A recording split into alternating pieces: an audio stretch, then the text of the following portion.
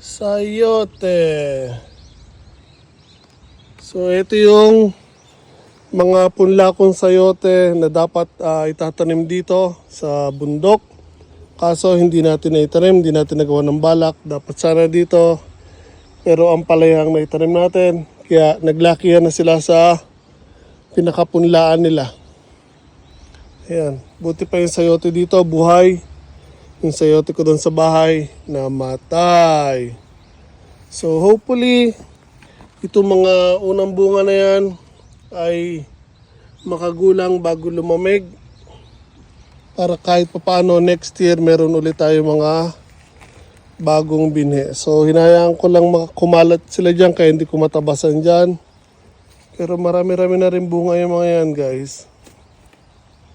So next year, dito na lang tayo magtatanim ng sayote sa bundok, hindi na doon sa property. Dahil kapag uminit doon, sa bahay.